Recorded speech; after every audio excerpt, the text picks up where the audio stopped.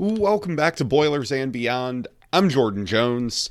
7 days after moving on from Ryan Walters, Purdue has found its new football coach. We'll talk all about Barry Odom, the new head man in West Lafayette, on the show today, before looking at Purdue basketball after a split in the two opening Big Ten games with a loss at Penn State and a win over Maryland. If you don't already, be sure to follow the show on Twitter at Boilers Beyond. Come join the conversation. There's going to be a lot to talk about this week with Barry Odom's introductory press conference, a big basketball game Saturday in Indy. Come hang out there. You can always send in questions for the show there on Twitter at Boilers Beyond or via email, boilersandbeyondpod@gmail.com. And be sure to subscribe so that you don't miss a thing here through a new era of Purdue football, through the rest of this basketball season. Hit that subscribe button so that you don't miss it. But we're not burying the lead here. Football hires Barry Odom. He will be the 38th coach in the history of Purdue football. A name that started to surface a little bit as the week went on last week. He was not necessarily, the first guy that came up when you were starting your hot boards, but he's a guy who makes a lot of sense. 48 years old, comes from UNLV. He spent 2 years there as the head coach, goes 19-8. And if you don't know much about UNLV football, that is historically been a really difficult place to win at. Now, should it be? I don't know. I think that program has things headed in the right direction. I think there are some advantages that you have there that, could make that job better in the Mountain West. But, you just kind of line this up and look at it. That program had done absolutely nothing. It had had one winning season since 2004. And he took it to the Mountain West championship game in back-to-back years. A really impressive job there. Previously, he kind of made his name for himself when he was the head coach at Missouri for 4 years. Went 25-25, a perfect 500 record before getting pushed out the door after 4 years. He was the Missouri coach back in 2017 and 2018 when Purdue and Missouri had that home and home, when Purdue won big down in Columbia and Missouri won a shootout in Ross-Ade Stadium when David Blau threw for 800 yards seemingly. He's a defensive background guy, which does surprise me a little bit that Purdue did go that way, but it comes as little surprise to me that Purdue went with a guy who has experience as a head coach. And, really, I think it makes sense that they go get a guy who has experience at a power conference level at Missouri, in the SEC. I think that's a really nice thing to have here because, unless, being a certain side of the ball, Purdue's going to need to lean into offense. You're not going to win running the ball, playing defense, and punting at Purdue the way maybe you do at Iowa or something. But even when Mike Babinski talked to the media last week, he even referenced Iowa and, pretty much said, we can't do that. We can't embrace that style of football. So I have little doubt that Barry Odom is going to be open to a big offense. He did it with Drew Lock at Missouri. He did it at UNLV here, and we'll talk about Brennan Marion, the offensive coordinator, here shortly. I don't think there's much worry that this is going to be a very defensive-minded staff. I think for some of these guys, once they've been a head coach and once they've had some ups and downs, they kind of lose in some cases, unless you're like a Lincoln Riley or, someone who's just so known for one side of the ball. I think you lose a little bit of that marriage to a certain style of play. This is a solid hire. This is not a knock your socks off hire. This isn't the splash hire that's going to have the college football media drooling, but I don't think that was really in the cards here. I know there was the wish casting out there that could Purdue get a Matt Campbell, a Chris Kleiman, a Lance Leipold, someone like that. And that just wasn't going to happen.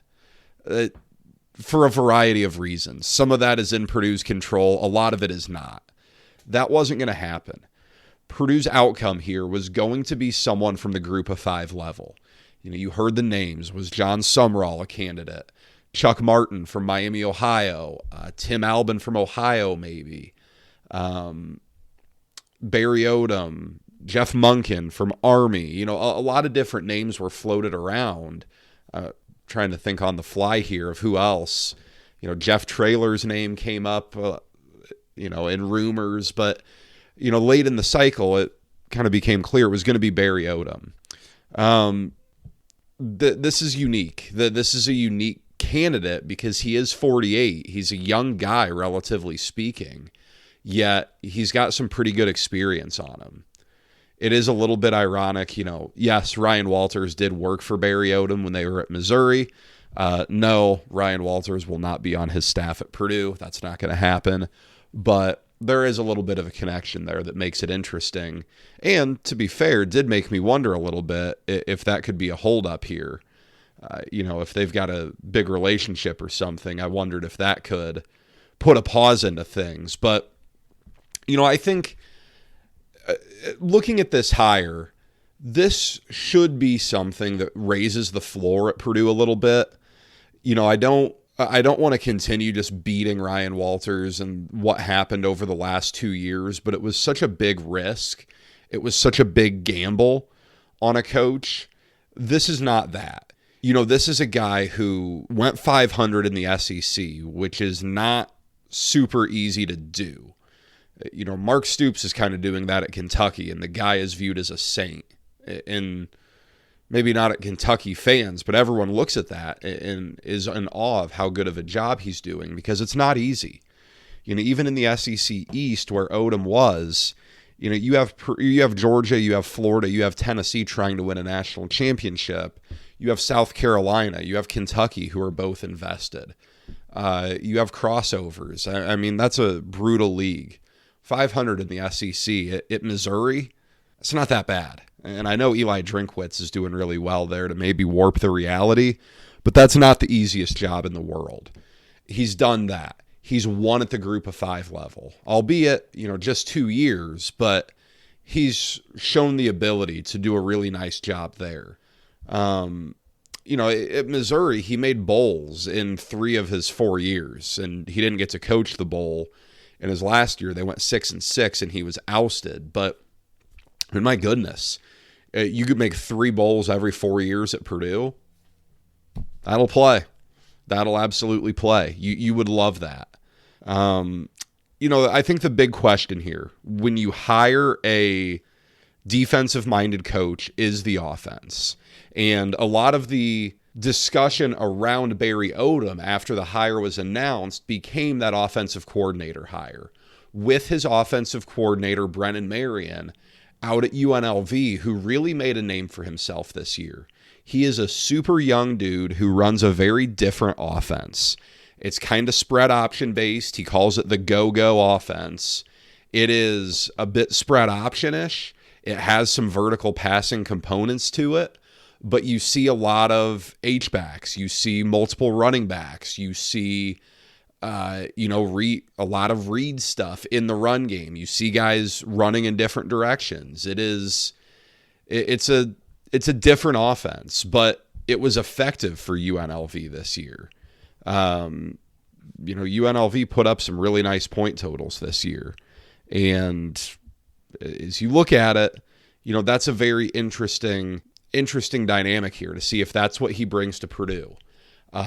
Brennan Marion, obviously, this is not a traditional Purdue pass-happy offensive attack. This is not Jeff Brom, throw it deep. This is not Joe Tiller, not complete air raid, but throwing it around a ton. It's not that. And that is a little bit different than what Purdue has done, but it is a very focused offense on being aggressive, on being exciting, getting guys out in space, getting speedy guys out there with the ball in their hands. That's big. If Purdue gets him to come along, I think that would be really exciting. And it would make the transfer portal cycle really interesting because, frankly, I don't think Purdue has the type of personnel to run that offense right now, but that can change really quickly these days. Purdue will not be the only one wanting Brennan Marion. I'm scrolling through Twitter, and a Las Vegas reporter had asked the AD if Brennan Marion would be considered for that head coaching job. I think the guy's like 29 years old, so it would be quite the gamble out there with that. But other Power 4 schools looking for offensive coordinators are certainly going to be interested in him. That doesn't mean Purdue can't get him. I think Purdue certainly could get him, but Purdue won't be the only one in the market there. In terms of filling out the staff, it will be interesting to see. It's interesting now because the recruiting landscape is so different. You still need to have guys who can recruit, and you need connections. But as you kind of sit here and look at this, he doesn't have a ton of Big Ten footprint experience. It depends how Midwest you want to consider Missouri, with it playing in the Big 12 and the SEC when he was there. He was there for 16 years, so there probably are connections around that area, around Missouri, around Illinois. But does he kind of try to bring in guys who have experience in this geographic footprint? Does he bring a lot of that UNLV staff? Does he mix and match a little bit? These are interesting things to kind of monitor here. Defensively, I'm not too familiar with, schematically what he brings to the table. Is he going to call the defense? Is he going to hand that off to a coordinator? These are things I'm not completely sure on. He'll meet with the media on Tuesday morning, and I think we'll probably have some more answers at that point. But that's kind of, where I'm at with the staff. This is someone who's put together staffs before, though. A couple of different places. And I think that experience is something that probably really drew Purdue to him and is something that makes a lot of sense here as Purdue looks to kind of pick up the pieces from the last couple of seasons. On that note a little bit, it's no secret that Purdue's had a bunch of players hop in the portal. I think the number is around 20 right now. I had a lot of questions about whether this is, something that hiring Barry Odom is going to get these guys to stay, if it would discourage them from staying. Retaining these guys shouldn't be and can't be your priority here when hiring a coach. There are some good players there, no doubt. You'd love to keep Max Clare, Dylan Thieneman, Will Helt. Those three are in the portal. You'd like to keep Devin Maccabee. But this roster went 1-11 last year. And do I think the roster had more talent than the record reflected? Yeah, absolutely. But, I don't know that this is a situation where you're on your hands and knees begging for all these guys to come back. The roster is going to need overhauled. And, do the players come from UNLV? Do they come from just the portal in general? Probably a mix of both. But if you bring some of these guys back, great. If not, great. That's fine. This is not a situation like what happened at Indiana, where a ton of players came from James Madison, along with Curt Cignetti. A lot of UNLV's top guys this year were seniors. At quarterback, Haj Malik Williams was a senior. He was a sixth-year guy from the FCS. Just looking at kind of the depth chart, very senior-laden team this year. So you're not bringing these all Mountain West players in with you necessarily. Ricky White, big-time wide receiver out there. You'd love to get him. I'm sure he's going to have a lot of options here in the transfer portal. But, this won't be something where it's just UNLV's roster coming over, and that's okay. Again, there are so many ways to assemble a roster in college football right now that I don't think you have to be married to one particular way of flipping this thing through the transfer portal. Something that kind of came up this week that's going to be really important for Purdue, NIL funding. Purdue's got to find a way to bridge this gap. Some of the reports out there that Purdue is still pretty far behind kind of the median of the Big Ten when it comes to NIL. Look, that's big. I mean, I know revenue sharing is coming, and allegedly this is really going to crack down on what can happen from an NIL perspective. I don't know how much I believe that. I think there's still going to be a very big NIL component in the sport, though, players will get some money from the schools, from the athletic department. There are still going to be NIL deals being had. That cat is already out of the bag. You can't put that toothpaste back in the tube. Can you control it a little bit? Maybe, but I don't know.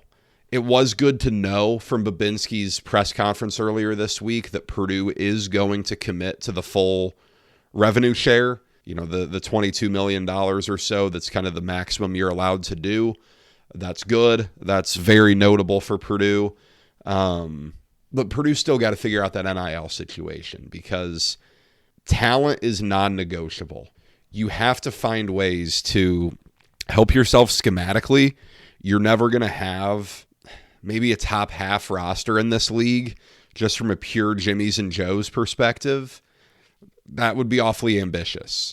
But can you upgrade that and get into that middle third? And with a good scheme in place, put yourself in a really nice position. I think it's realistic. I do. I think there's a lot to like there. Success is going to be interesting to gauge here. And we've been talking about this really since USC and UCLA joined the league, but specifically Oregon and Washington. I was at Lucas Oil Stadium last night watching Oregon just completely overwhelm Penn State's defense, a really good Penn State defense that just had no prayer of stopping Oregon and gave up chunk play after chunk play. And you realize just how different the Big Ten looks. USC hasn't done what it hoped to with Lincoln Riley so far. Maybe that's just going to be how that goes. Maybe there's a little bit of a second push coming, but this league is really deep in terms of teams that are going to be competitive. You have your big ones. You have Oregon. You have Ohio State. You have Penn State. Michigan is going all in on trying to really build that thing back up after a rough year. USC cares. We'll see what Wisconsin does. Iowa is Iowa. Minnesota had a nice year. Illinois had a nice year. This is a tough league. And, trying to be consistent year in, year out, I think is going to be really hard to achieve. I don't know how feasible that is to have something, like almost what Bo Pelini did at Nebraska, where they went 8-4 every single year, it felt like. Like Kirk Ferentz at Iowa, where they're like 8-4, 9-3 every single year. I don't know that is super reasonable for Purdue to expect. But what I think you can do is make your good years pretty good, and your bad years might be, 3-9, 4-8. But can your good years be 7-5, 8-4? And if it all really lines up, you have a special season. But that's where I think you kind of want to see this go, where you play an exciting brand of football, where you play a brand of football that you can pull off upsets here and there. When Purdue has historically been its best, it has not been just a consistent slayer of every team that is worse than it on paper. Even under Joe Tiller, Purdue had ebbs and flows there. The Breeze years were really good. 03 was really good. 04 was pretty good. But, what Purdue was able to do was play an exciting brand of football, pull off some big wins here and there. Under Jeff Brom, people kind of forget Jeff Brom only finished 2 games above 500 at Purdue. Walked into a disaster, but he pulled off big wins. People don't remember Jeff Brom for that loss at Rutgers, 14-12 in his first year. They don't remember him for losing to Eastern Michigan or how much of a mess that COVID year was, even though I think that should be really thrown out of the record books. They remember beating Ohio State. They remember going to bowl games. They remember the wins over Iowa and Michigan State in 21. And probably most notably, they remember going to the Big Ten championship game in 2022. That's what people remember. And I think that is where Purdue kind of needs to just lean into here. You are not going to just turn into a 10-2 monster, most likely. If you do, great. That's more than welcomed. But if you can just find ways to kind of, with your transfer portal strategy, with your roster building strategy, kind of maximize it so you have those years where you can really make a push. And then maybe the next year after that, you go 7-5, you take a bit of a step back as you start to rebuild a bit. That's kind of where I think Purdue wants to be. One thing here, Purdue's got to find a solution for some of these future non-conference games. That's not helping matters at all. You've got this Notre Dame series that I know some people really like it. I don't think it serves a purpose. I think it does more harm than it does good for you, but just one man's opinion here. You've got these trips to North Carolina, to Ole Miss, to Wake Forest. These don't need to happen. Really, they don't. I know everyone likes to puff their chest over strength of schedule, but Purdue's not at a point right now where strength of schedule is all that beneficial for you. Stack wins. Win games where you can. I got some questions here from you guys before we hit the ad read and get into basketball. First question, how would you rate the hire?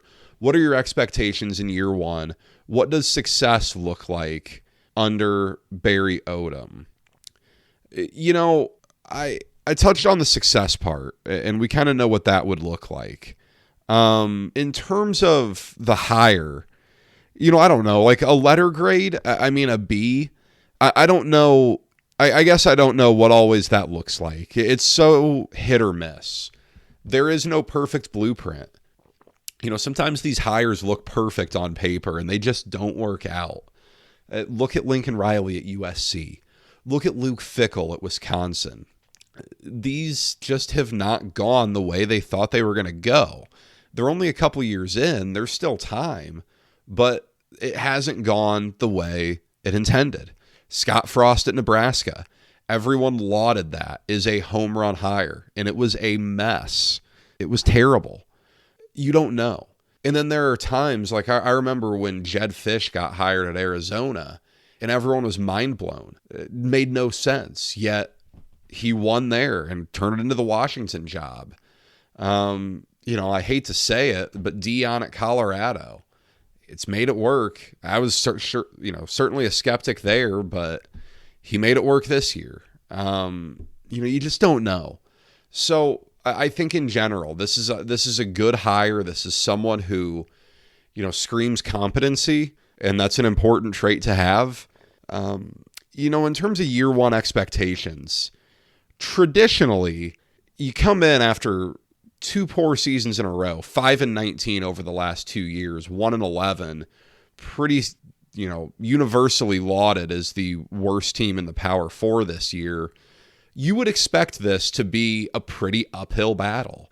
You would expect this to come with growing pains early on, but with the transfer portal, Purdue could really flip this roster quite a bit by the time Ross 8 opens its gates for the season opener. I don't think it would be wise to approach this year with massive year one expectations. We'll find out the order of Big Ten games on Wednesday this week, how it all lines up, but we know Purdue's opponents. Purdue is going to play Notre Dame up in South Bend. Purdue's going to play Michigan in the Big House. Purdue's going to have Ohio State at home, I think. You got USC at home. You have a trip to Washington. This is not going to be an easy schedule at all. But you never know. No one in their right mind thought Purdue was going to go 6-6 in 2017 with what Jeff Brom walked into. But Purdue did. You just never know. I wouldn't come into this with sky-high expectations, but it's reasonable enough that you can be excited for what's going to come this year, and Purdue just needs excitement. What are the chances Marion comes with him? A second question would be, how does this affect Purdue's players in the portal? Thoughts on who we retain and lose? I do think the chances are fairly high that Brennan Marion comes along. I don't know that I see UNLV hiring him. I watched the athletic director talk in his press conference today a little bit, some clips on Twitter, and he mentioned just, how good he thinks that job is, how much that school has going for it. The city of Las Vegas is growing like crazy. They play in an NFL stadium. It's a decent recruiting base, There's a lot going for it there. I don't think they're going to hire Brennan Marion. I haven't paid enough attention to who else has OC openings right now. I don't know of anything too high profile. So I think Purdue could get him, and that would be really nice. That'd be a really good get for Purdue. Purdue has to want these guys back out of the portal. And Barry Odom has to get in there and, talk to a couple of the people that are still around, evaluate what he saw, check out film to figure out what of these guys you actually are prioritizing. I don't think there are a ton of guys that you look at here as absolute priorities. As I said, you want Claire back. I think you want Thieneman back. I think you want Helt back. But some of these guys that, didn't do a whole lot, can you get better out of the portal? It's reasonable to think so. This is a fresh start for the entire program. Different question here. Would you take Brian Brom at offensive coordinator? I know this got brought up as a possibility if Ryan Walters had stayed, that Brian Brom was a potential candidate. I'll say this much. If Brian Brom wants to get out on his own and be a head coach someday, he's got to get away from Jeff. He's got to go out and call his own plays. He's got to get out and kind of spread his wings a little bit. I think Marion is probably your first choice here, just with some of that continuity with Barry Odom. But yeah, that's a reasonable thought. It's not out of nowhere. I don't have some great list of OC candidates for Purdue if they don't go with Brennan Marion, if that falls through. It would be someone who is going to run a more exciting brand of offense. I don't think Purdue's going to go with something super vanilla, super NFL-y. I don't see that. After the break, we will get into Purdue basketball, but 2024 is coming to an end. There were a lot of highlights this year. While it may not have qualified as a highlight, did you review your insurance coverages with a professional? If you haven't done that this year, give me a call at 317-846-5861 or send me an email at jordan.jones@infarmbureau.com. We'll go over your current insurance program for free. No obligation to even receive a quote. And we'll talk some Purdue sports in the process. Reach out today and we will get it on the calendar before the end of the year, no matter where you are in Indiana. Moving on to Purdue basketball here, Purdue splits the openers in the Big Ten, going 1-1. Purdue loses 81-70 at Penn State, really continuing its struggles in these Big Ten road openers. I know Brian Newbert had brought up the stat that since the Big Ten went to this scheduling model of 20 games with the 2 games before Christmas back in 2018, Purdue has only won that first road game once. That being the Nebraska game 2 years ago. I think that was double overtime. Fletcher Lawyer was big for Purdue in that game when he was a freshman. Outside of that, Purdue's lost this game every year, and Purdue's won the Big Ten a couple of those times. Purdue comes back, though, and gets a really big 83-78 win over Maryland here earlier today. And, for as much of a disaster as that Penn State loss was, the win over Maryland was a really strong victory. Everything went wrong at Penn State. 24 turnovers is out of this world. Now, you give Penn State some credit. That team looks improved from last year. I think it looks like a potential tournament team. We'll see. There's some real parity in the Big Ten this year, but there was no reason for Purdue to perform that poorly. It was just one of those out-of-body, awful games. I mean, remember Nebraska last year when Purdue got kind of boat raced up there? Sometimes that just happens. Whereas against Maryland, Purdue got pushed by a really talented team. Maryland is loaded with talent. You just look at it. Derek Queen is excellent. He's an NBA guy, no doubt. I say that because I don't watch the NBA, but it's pretty clear. The guy is really, really good. Deshaun Harris-Smith was a 5-star last year. Jacoby Gillespie is a great transfer. That team's going to win a lot of Big Ten games, but Purdue kind of willed itself to victory there. Gets a big win, and it's now 1-1 in the league in a year where the margins are going to be pretty thin between these teams. It's like if you line these up from a power rating standpoint, you look at the Big Ten here on KenPom, and these top half teams are all like right in the same ballpark here in terms of where they're at in KenPom nationally. Between number 12 and number 29, there are like 8 Big Ten teams there. That sounds about right. It's a pretty big cluster. This is just a really big cluster. And I think it's going to be one of those years where, as always, the Big Ten is not won in December. The Big Ten is won in February. The Big Ten is won when you can go on the road and get a win, when, your fan base is kind of looking ahead to the NCAA tournament and you're able to go steal one. The Big Ten is won when you defend your home court in these big games. But the Big Ten can be lost in December. And if Purdue would have lost on Sunday and fell to 0-2 in league play, it would have been in a pretty tough spot in terms of winning the league. That would have been a pretty big ask at that point. You'd be looking at maybe needing to go 14-4 after the new year to have a chance. And while that's not impossible and certainly doable, I don't think you want to put yourself in that spot. In this league right now, no one is head and shoulders better than anyone else. So you're going to have a lot of these games where it's coming down to the wire. It's a game here at the under 4. I think in these 2 games, it really showed how important Braden Smith is as a scorer for this year's team.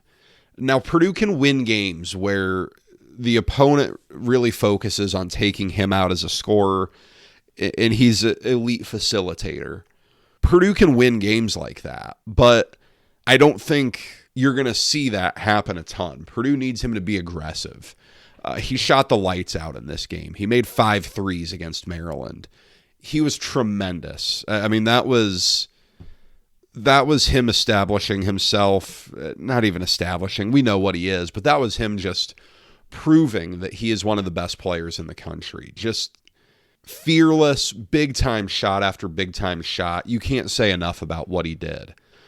There are going to be games where it's forced out of his hands, but he's got to find ways to impact the game scoring-wise. Because right now, you have 3 guys who are your regular scorers. You look at this, and, Kaufman-Wren's averaging 19. Lawyer and Smith are both averaging 13. After that, it drops to 7.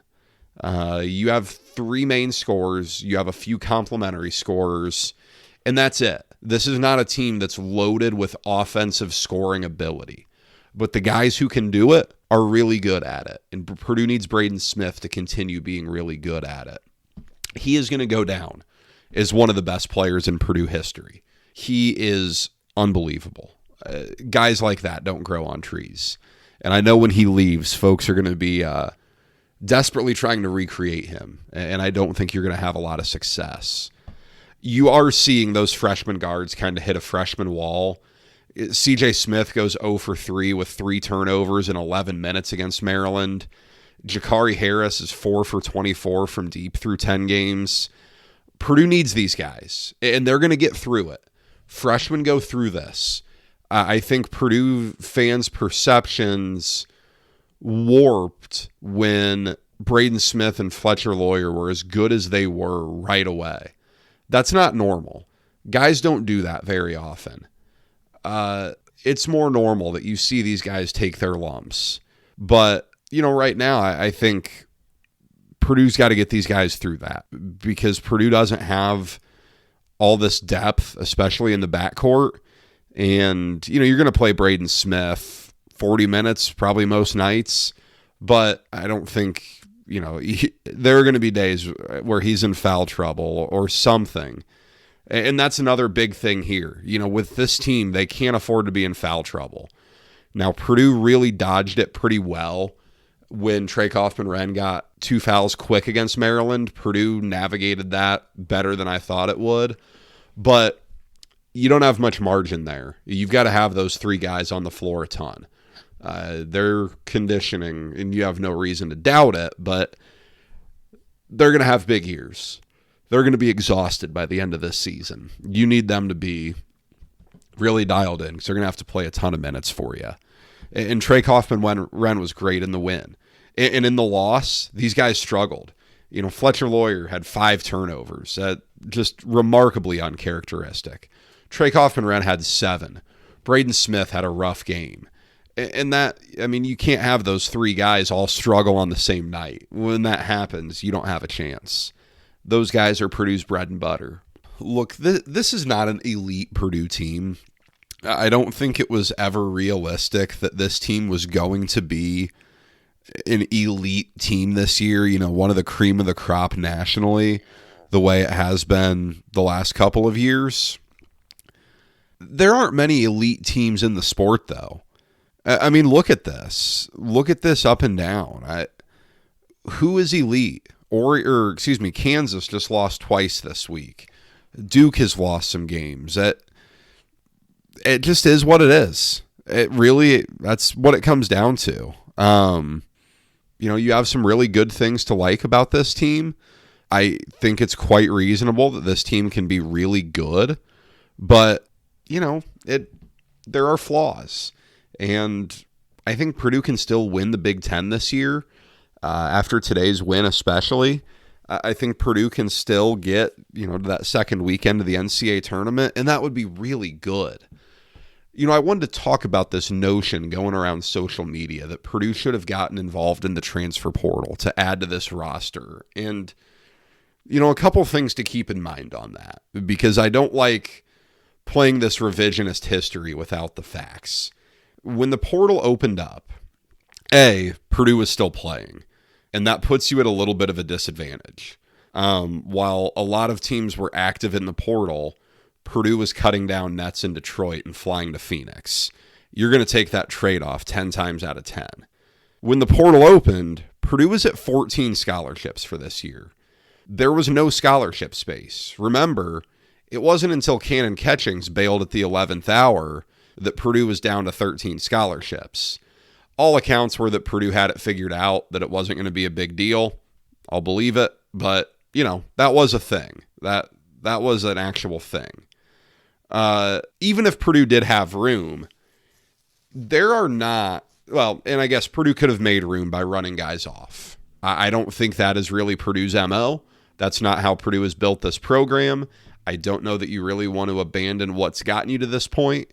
But even if Purdue did have these scholarships open, you're not going to find a ton of Lance Joneses out there who are coming in, not looking for big NIL money. It was documented that he wasn't really looking for that. It was, a guy who wasn't coming in. I don't think it was even intention that he was going to be the starter necessarily at that spot. But he was perfect for that role. But he wasn't looking for guaranteed shots. He wasn't looking to be the guy. But if you're selling a big-time guard on coming with Braden Smith and Fletcher Lawyer both having started every game for back-to-back 1 seeds, back-to-back Big Ten champions, a national runner-up team, I don't know. I don't know that you're going to be able to do that. Everyone knew Trey Kaufman-Renn was about to be the new post presence. This doesn't surprise anyone that he's scoring the way he is, that he's playing the way he is. So if you view it as an issue, Purdue's continuity here doesn't exactly lend it to being a great portal team. I think, too, when this roster was assembled, and this was something a buddy texted me, you planned on having Cannon Catchings and Daniel Jacobson on the floor for you. And while, the Cannon Catchings thing probably worked out best for all parties, Jacobson is missed. Purdue is thin in the front court. You see it when Trey Kaufman-Renn goes out, and Will Berg doesn't give you much. Raleigh Burgess doesn't give you much. Caleb First does some things well, but he's not a scorer. Jacobson would have made a difference.